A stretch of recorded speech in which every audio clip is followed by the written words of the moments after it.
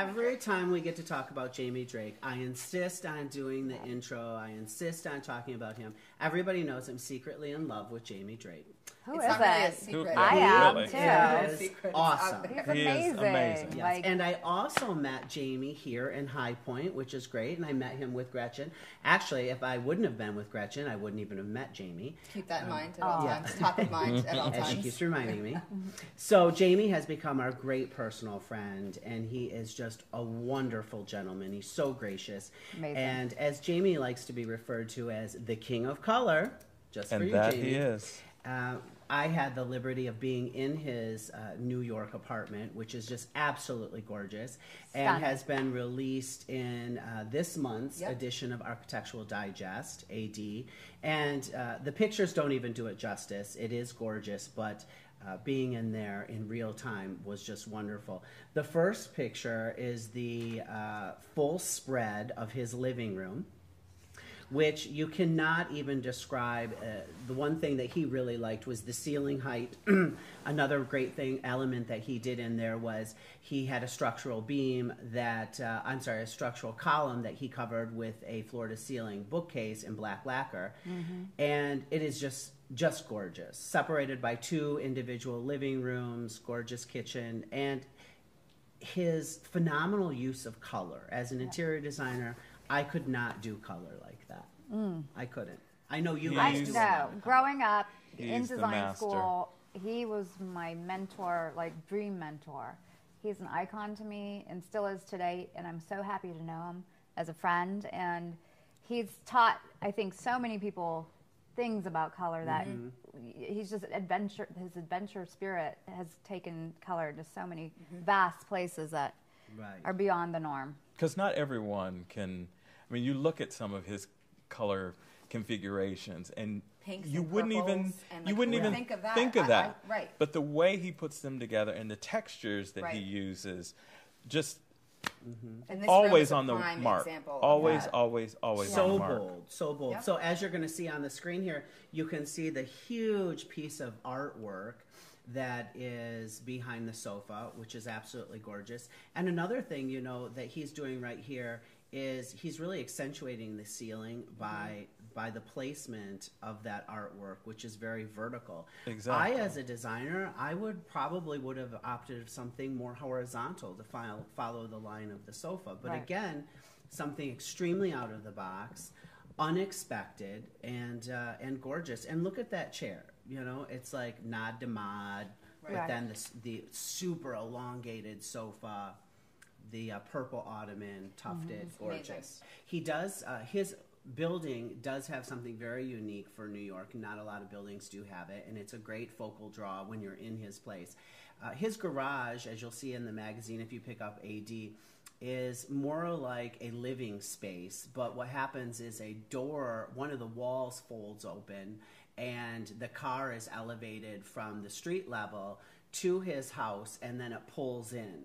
And there's niches inside the walls, it's painted, there's a view of the city, all from what is to be a garage. Now, when I was there and there was a little soiree going on, it was set up as the bar. So all of a sudden you were in the bar, and then here comes the car. So he's like a superhero. You know, like an Iron Man. To me, he is a superhero. Yes, totally. and that would be par for the course. Well, so He's let's take a look at the master bedroom in Jamie's apartment. Yeah. Awesome. Love. Again, and the best element about this bedroom is in most space planning, you're trying to figure out what your focal walls are going to be and where you're going to place your biggest pieces of furniture, correct? Such as sofas, where's the TV going to be, the bed. What Jamie did here is really great, and he put the bed in the middle of the room, so you can actually walk all the way around the bed. So cool. And it's floor-to-ceiling windows from wall to wall, so it's a great view. He's on the second story, but it overlooks the Hudson River, so it is gorgeous. And I think in New York, this is a pro's trick when it comes to space saving. You have the closet behind the bed, and you're making a multi-use space for the bedroom. So the storage is behind the bed. You have the bed, which is the focal point.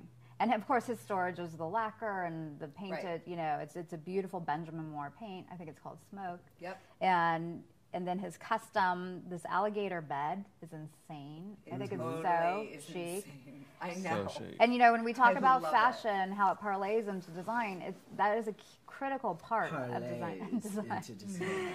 Well, That's his an LA designs, term, just in case you don't know. His designs always reflect. You can always see fashion. Yes. In his designs. That's a key element. I think a lot of people forget. It has to be chic. It has to be stylish for it to translate. Right. And so many people love fashion and spend so much on their clothing and are such enthusiasts of shopping. And when it comes to your interior space, it just falls off the map. And Jamie is such a prime example of such a chic interior designer who is so fashionable with his interiors. Without a doubt. Speaking about fashion and decor, this is a great segue to talk about color and fashion. And the next photo that we have is a great example, you'll see on the screen, is this great pink top and this really great printed skirt.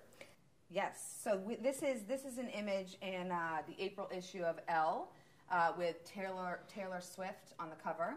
And this was actually one of the images with Taylor wearing a Proenza Schouler, I believe it's a dress.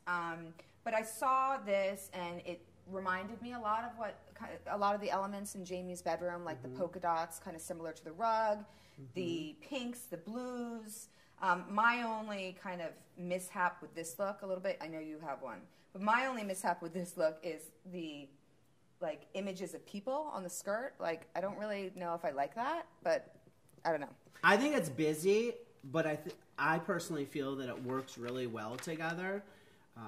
You like the people on the skirt, dress, pantsuit? See, I couldn't even see that until you pointed I think it's it out. youthful for someone like her. Am I a fan of it? No. I think it's a great magazine picture. Right. Yeah, it's very editorial. Yeah. Okay, for well, that, good. yeah. Well, bye, Taylor. Next. Bye, Taylor. Okay, so moving on, we're going to be moving on to one of, I think the big trends for fall, but it is now coming up quickly for spring as well, and that's the trend of houndstooth and checkers. I love it. houndstooth. I haven't known of a time when houndstooth wasn't in. I love Exactly. houndstooth. It's timeless. It is. It's one of the absolute staples. I love it. I do love the scale of this one. That's This is what they Michael play Kors. That with might here. be what's kicking it up here. Exactly. With Which the is cape. fun. And the cape, I mean, Gorgeous. Give, And the give it to fishnets, me. and she's all legs. Yep. Yes. Michael That's Kors. hot. If I wore that, I would not look like that. What Marc Jacobs did for Louis Vuitton Spring 13. I mean, the checkers in that collection were so over the top, fabulous, bold, amazing. I loved it. It had a nod to the 60s. Oh, totally mod. But fresh for today. I don't know how timeless this particular look would be. Or how wearable. So, but I just think Marc Jacobs took checkers to a totally He's another one to level me who for, can do no wrong. No I wrong. love what he Yeah. does. I love it. Love Well, Marc I love Jacobs. everything Louis Vuitton. And that too. That Well, Marc Jacobs is a creative director of Louis Vuitton. Yeah. So, which I didn't know, of course. I know nothing about fashion. Yes, you do. Just Talk what she about teaches secrets. me. But I do. I love everything Louis Vuitton. I think they set Yes. the bar really high. They do. So good. big trendsetters.